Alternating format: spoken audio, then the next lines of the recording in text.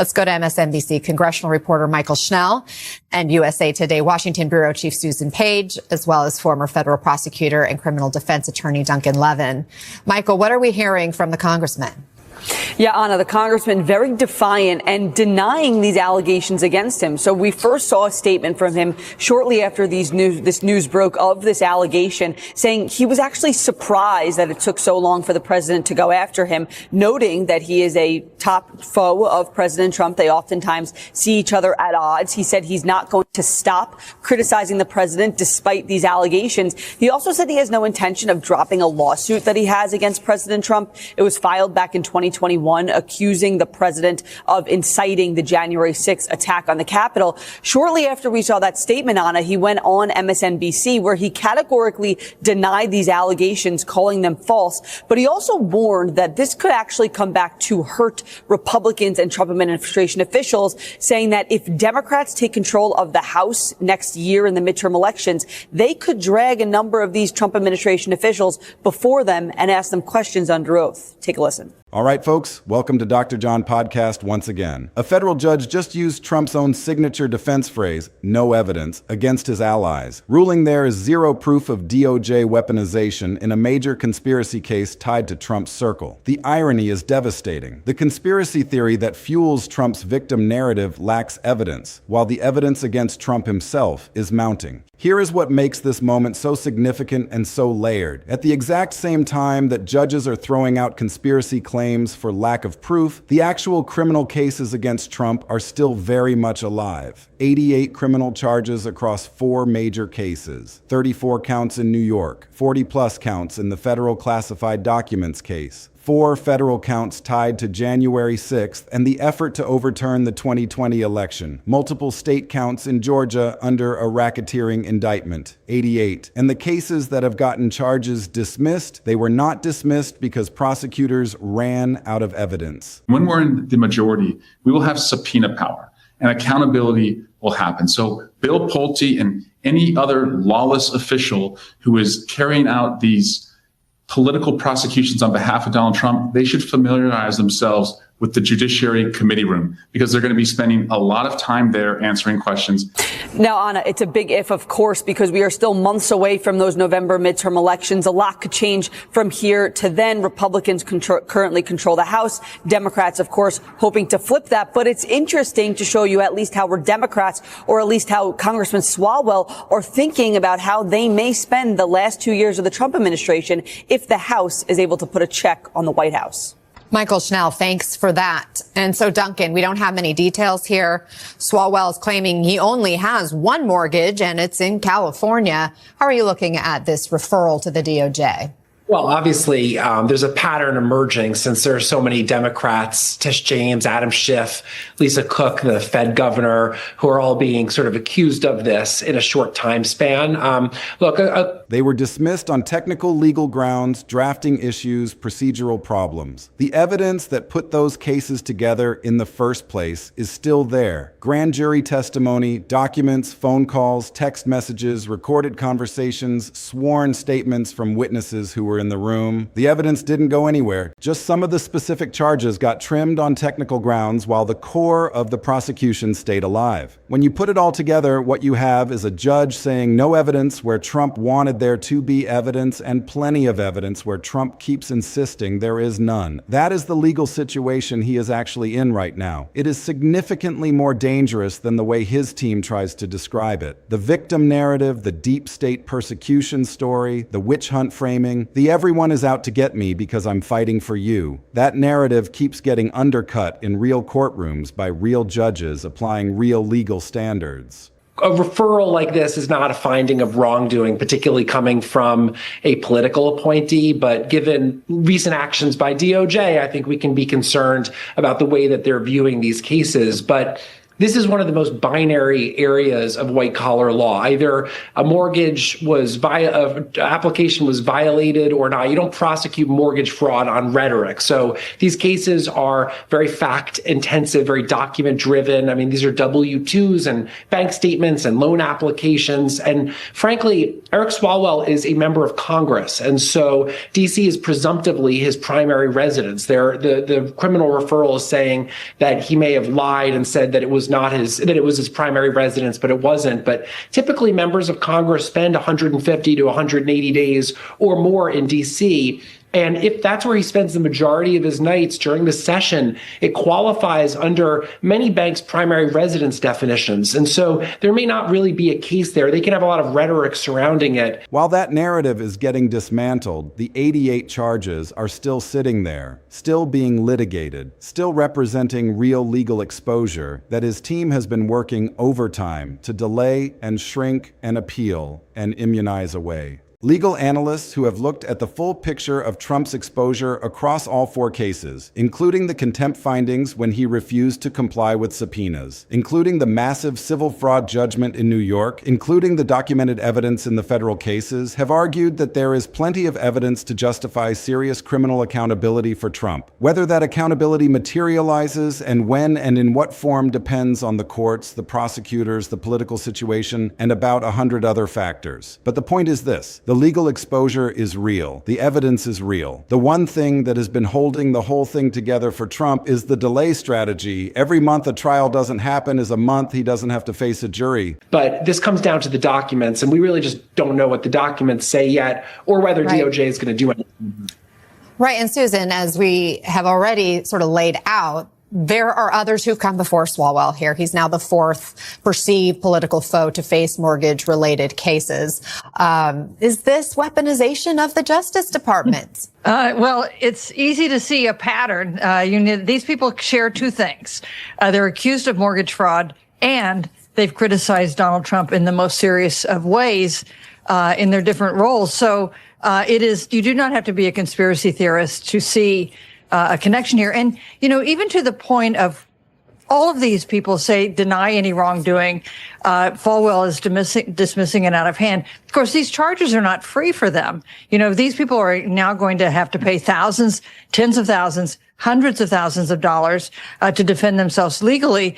And that's a big cost to them. And it also serves, I think, as a kind of warning to other members of Congress, to other officials about what might happen to you, even if you aren't guilty of wrongdoing, if you criticize President Trump. Duncan, Bill Pulte is a central figure here. He is the director of the Federal Housing Finance Agency, and he has been the one sending these mortgage-related cases to the DOJ.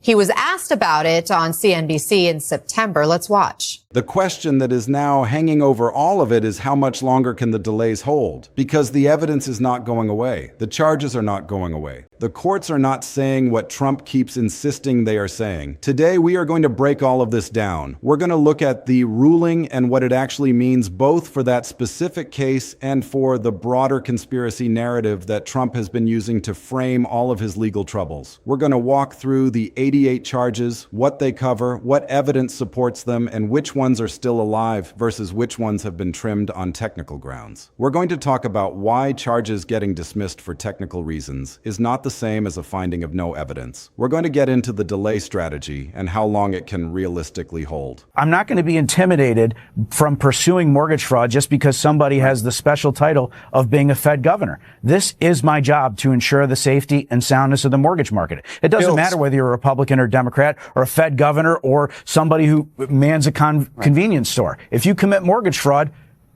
you need to be held accountable, period.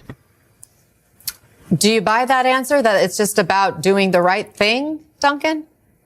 Not at all. I mean, first off, I agree that allegations of mortgage fraud have to be taken seriously, but the public should be equally concerned if criminal referrals are being used as political tools, which is so obviously what is happening here. And let's just go back a couple months to when the DOJ dismissed the charges against New York's Mayor Eric Adams. They said, well, obviously Mayor Adams can't have these charges while he's mayor. It's going to distract from his duties as mayor. And we're trying to get rid of the politicization of, the criminal justice system. And that's exactly what they're doing here now. They're bringing all these charges against people. So we're going to answer the question that is sitting at the center of all of this. What does the actual legal picture look like for Trump when you strip away the spin and just look at what the courts have said and what the evidence shows? Let's build this out properly, layer by layer, because this story has a lot of moving pieces and they all connect to each other in ways that matter. You need to understand the ruling and what it actually says. You need to understand the structure of Trump's criminal cases and what 88 charges actually means in practical terms. You need to understand the difference between charges getting dismissed on technical grounds and a finding of no evidence. You need to understand the delay strategy and why it has been Trump's most effective legal tool and what its limits are. Start with the conspiracy case and the ruling that set this whole conversation off. The case involved defendants who are aligned with or connected to the Trump political world. Their defense team had been pushing a narrative that has become very familiar in Trump-adjacent legal proceedings. The argument that the prosecution itself was politically motivated, that the government was weaponizing its prosecutorial power to target people connected to Trump, and that the administration has somehow improperly interfered in the case to manufacture a prosecution that serves political ends. That is a serious claim. If it were true, it would be the kind of thing that could get a case thrown out entirely and discredit the prosecution. The defendants filed motions pressing that argument, arguing that there was improper influence, that the process was tainted, that the deep state conspiracy theory applied to their specific case. The federal judge looked at all of it. The judge went through the arguments, examined what evidence existed, and ruled no evidence. There is no evidence that the administration improperly influenced or interfered in this prosecution. The motion was tossed. The conspiracy theory, at least in this case, did not survive legal scrutiny. Why does that matter beyond just one case? Because the broader narrative, the one Trump has been building for years about weaponized government, about deep state persecution, about prosecutors and judges working in coordination to destroy him for political reasons, that narrative depends on at least some of it being proven in court. It depends on judges finding at least occasionally that there is actual evidence of improper motivation behind the prosecutions. What keeps happening instead is that judges look at the claims and say no evidence. Not we looked and found a little bit, not there are some concerns, but not enough to dismiss. No evidence. Every time a judge says that, the foundation of the victim narrative cracks a little more. The victim narrative is not just a political argument, it's a legal argument.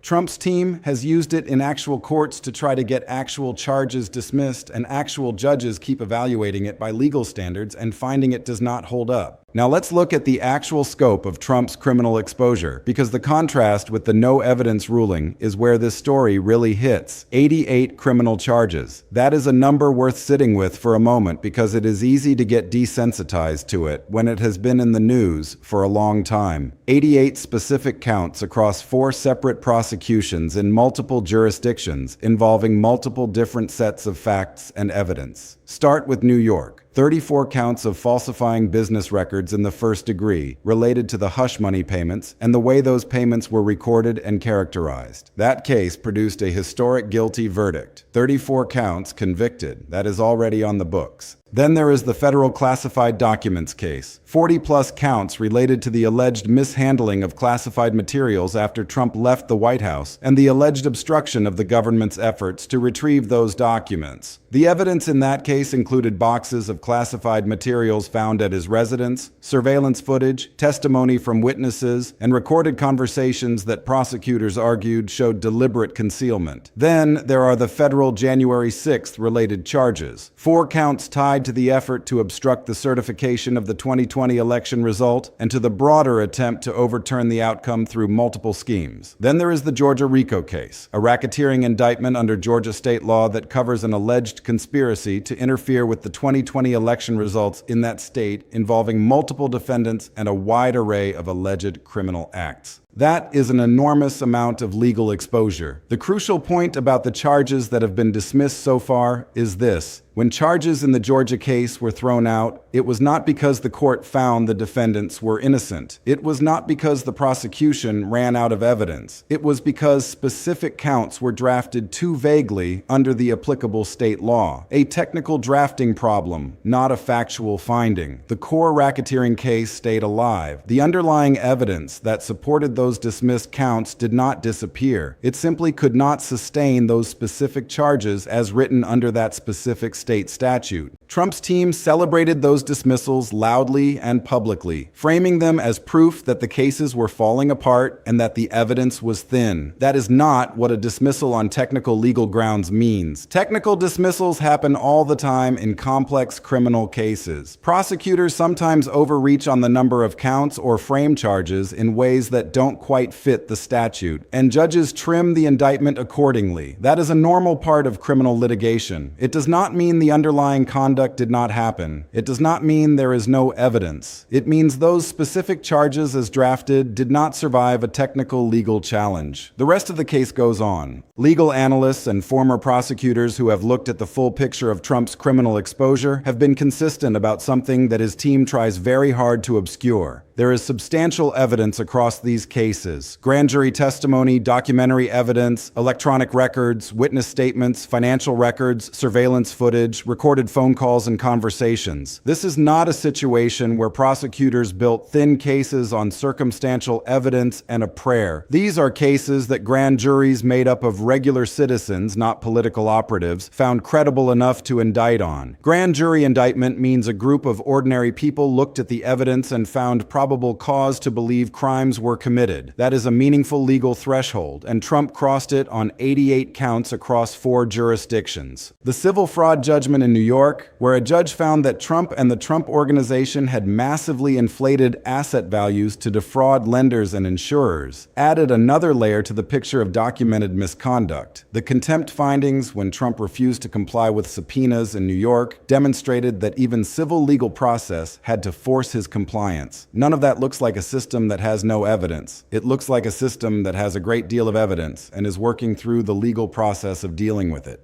That brings us to the delay strategy, because this is where the political and legal pictures converge most directly. Trump's legal team has been extraordinarily effective at one specific thing: slowing everything down. Appeals, motions to dismiss, immunity arguments, recusal fights, venue disputes, scheduling conflicts tied to his political activities. Every tool available in the legal toolkit has been deployed to push trial dates further and further into the future. The Supreme Court's immunity ruling, which found that presidents have substantial immunity for official acts, was itself a delay mechanism, sending cases back to lower courts to determine which alleged conduct fell within or outside the scope of official presidential action. That process takes time. Every appeal takes time. Every remand to a lower court takes time. Time is the one resource Trump's strategy has consistently traded everything else for. Every month without a trial is a month without a verdict. Every month without a verdict is a month where Trump can continue to control the narrative and tell his base that the cases are falling apart, that the evidence is thin, that the whole thing is a witch hunt. The evidence is not thin. The cases are not falling apart. The delays are working tactically without changing what is actually in the record. The question of how long those delays can continue is one that the courts are increasingly working to answer, not on Trump's timeline, but on the legal system's own schedule. The irony at the center of this whole story needs to land clearly. Trump built a political brand around claiming that everyone says there is no evidence against him, that the investigations are empty, the charges are fabricated. The whole apparatus is a political hit job with nothing behind it. Then a judge used the exact same language, no evidence, in a ruling that torpedoed a conspiracy theory that Trump's allies were relying on in court. The no evidence finding went against Trump's side. It went against the claims that prosecutors had been weaponized against his friends. It went against the narrative that the deep state had manipulated a prosecution to harm people in his orbit. That is a brutal irony. The phrase he deployed to protect himself got turned around and used against his conspiracy theory. That matters not just symbolically, but legally. Every time a court evaluates one of these interference or manipulation claims and finds no evidence to support it, it narrows the space available for future versions of the same argument. Judges talk to each other through their rulings. Precedent builds. The precedent that is building right now is that the conspiracy theories about rigged prosecutions are not surviving legal scrutiny, even as the actual prosecutions continue to move forward. The difference between a technical dismissal and an exoneration is crucial because Trump's team has consistently tried to blur that line, and the blurring is deliberate and significant. When a judge throws out specific counts because they were drafted too vaguely, or because they don't fit the precise requirements of the applicable statute, that is not a finding that the defendant did nothing wrong. It is not a finding that there is no evidence. It is a finding that those specific charges as written cannot legally stand in their current form. The conduct they were trying to capture may still be criminal. The evidence that prompted those charges may still be in the record. The prosecutors may still be able to refile in a different form or proceed on the remaining counts or use that evidence in other ways. A technical dismissal is the legal equivalent of being told you filed the paperwork wrong, not the equivalent of being told you did nothing wrong. Trump's campaign to frame every technical dismissal as proof of vindication is one of the most sustained and successful pieces of political spin in recent memory. But in legal terms, it simply is not accurate. The evidence is still there. The core cases are still alive. The trimming of individual counts on technical grounds has not changed the fundamental scope of what prosecutors believe happened and what evidence they have to support that belief.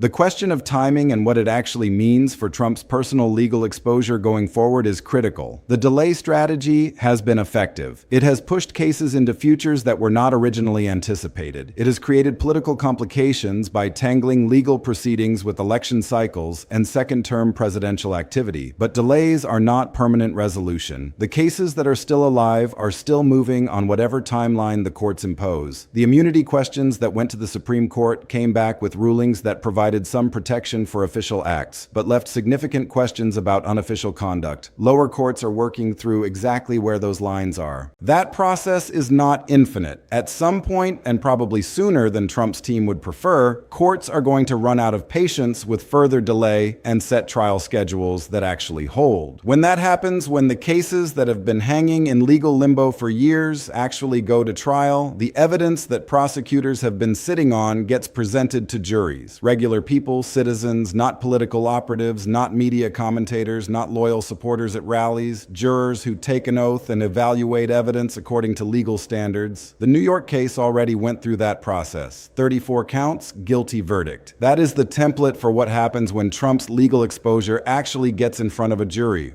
Why all of this legal vulnerability matters so much in the context of Trump's political position right now is the final piece of the puzzle. He is a sitting president with 88 criminal charges outstanding across multiple cases, with a guilty verdict already on the books in one case, with a massive civil fraud judgment against him in another, with a contempt record from refusing to comply with legal process, and with conspiracy theory defenses that keep failing to survive judicial scrutiny. At the same time, his approval is falling. His base is showing signs of cracking. His party is making noise about his war powers. The political coalition that made the second term possible is showing signs of stress. That is a lot of pressure hitting at the same time from a lot of different directions. The legal pressure is not going away because, unlike polling numbers, unlike political narratives, unlike approval ratings that can shift with good news cycles, criminal charges are not moved by rallies or press releases or social media posts. They move through courts on legal timelines, according to evidentiary standards that do not care about who is popular or who controls the White House. The evidence does not change because the political situation changes. The charges do not disappear because the president gives a good speech.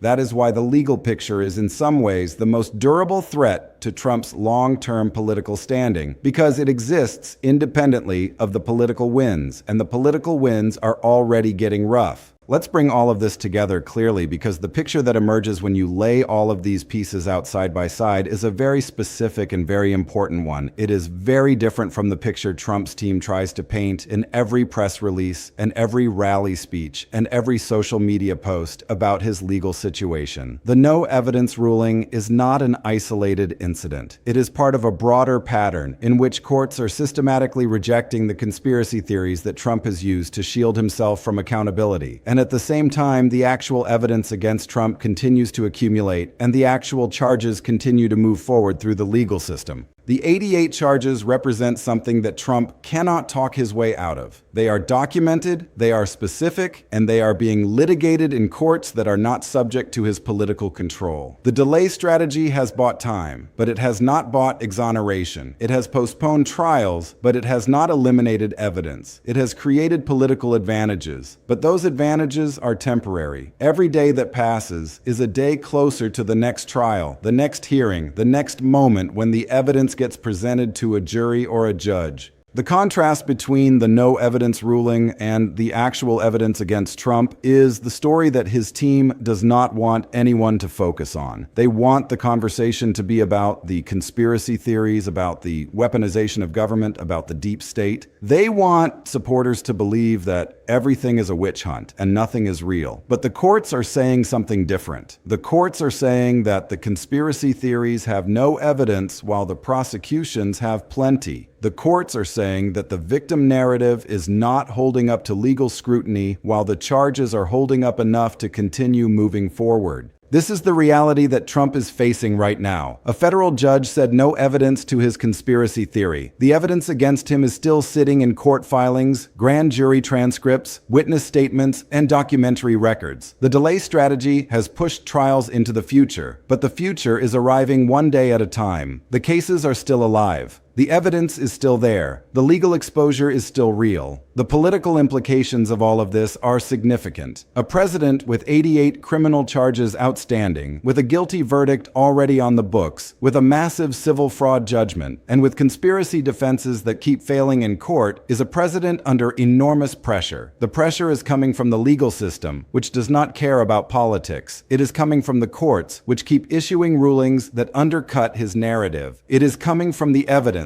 which keeps existing no matter how many times he says it doesn't.